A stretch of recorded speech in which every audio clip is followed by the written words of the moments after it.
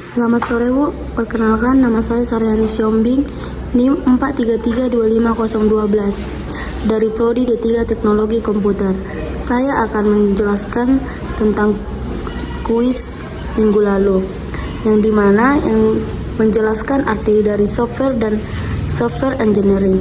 Software adalah instruksi-instruksi atau program komputer yang bila dieksekusi memberikan fitur yang diinginkan, fungsi dan kinerja. Software engineering, disiplin ilmu yang mengembangkan dan mengelola perangkat lunak agar menjadi lebih efisien dan sistematis. Soal yang kedua, dua contoh kebutuhan fungsional dan kebutuhan non-fungsional. Dua contoh kebutuhan fungsional. Yang pertama, sistem harus memungkinkan pengguna untuk melakukan login menggunakan username dan password. Yang kedua, sistem harus dapat menampilkan data transaksi penjual harian kepada admin. Dua contoh non-fungsional.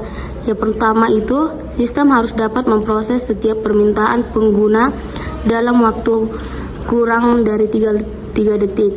Yang kedua, sistem harus dapat diakses selama 24 jam tanpa gangguan dengan tingkat ketersediaan minimal 99%. Soal nomor 3. Request elication dari pembuatan sistem informasi.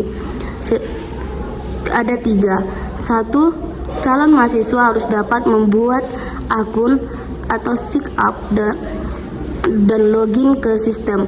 Yang kedua, calon mahasiswa harus dapat memilih maksimal 3 jurusan. Yang ketiga, sistem harus dapat menyediakan fitur upload dokumen setiap nilai rapot dan bukti pelayanan. Soal yang keempat itu menjelaskan tentang use case diagram dari pendaftaran calon mahasiswa, yang dimana terdapat 2 aktor.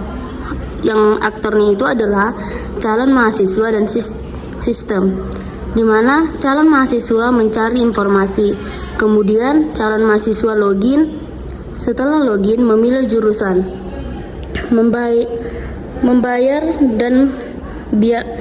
membayar biaya pendaftaran.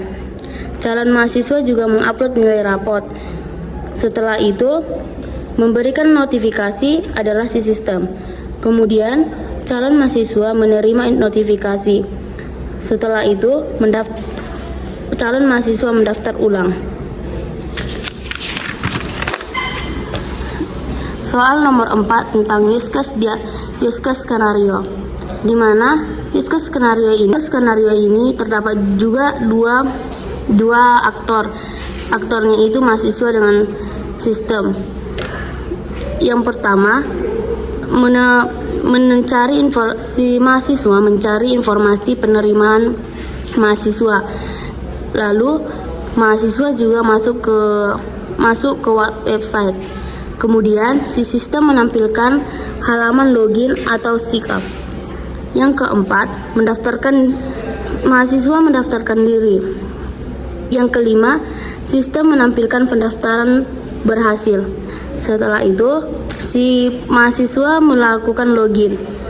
Kemudian, si sistem menampilkan halaman web.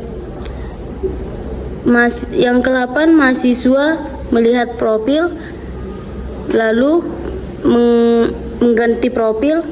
Setelah itu, sistem menampilkan profil berhasil diubah. Lalu, mahasiswa memilih jurusan, dan si sistem menampilkan jurusan berhasil dipilih. Kemudian, mahasiswa membayar biaya pendaftaran. Lalu, si sistem menampilkan pembayaran telah berhasil. Yang selanjutnya, mahasiswa mengupload nilai rapot. Setelah mengupload nilai rapot, mahasiswa mensubmit pendaftaran. Kemudian, si sistem menampilkan pendaftaran telah berhasil.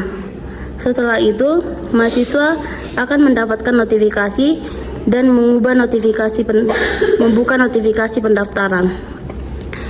Soal yang kelima itu tentang BPMN.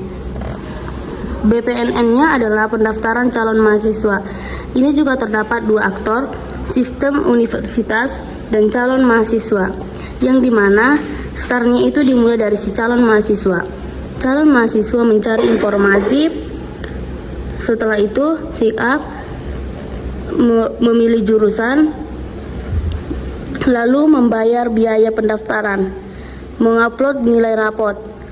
Setelah si mahasiswa mengupload nilai rapot, sistem akan menerima dan memeriksa berkas pendaftaran, kemudian memberikan notifikasi. Setelah memberikan notifikasi, maka calon mahasiswa akan menerima notifikasinya.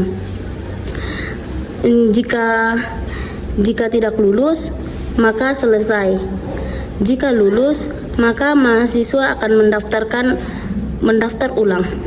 Soal nomor 6, di mana membuat rancangan konteks diagram DFD yang terdapat satu proses dan dua external entity. External entity-nya itu adalah calon mahasiswa dan universitas.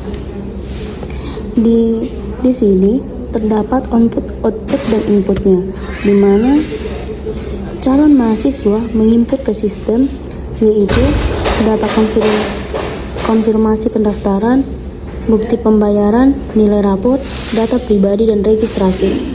Kemudian si sistem mengoutput calon mahasiswa, yaitu profil mahasiswa, data status pendaftaran, data hasil seleksi, dan data pertunjukan daftar ulang. Kemudian universitas menginput data ke sistem. Data yaitu data jurusan, data kelola, data hasil seleksi, data kriteria seleksi yang di-output oleh si sistem ke universitas, yaitu data mahasiswa diterima, data pembayaran, dan data pendaftaran calon mahasiswa. Sekian dan terima kasih, Bu.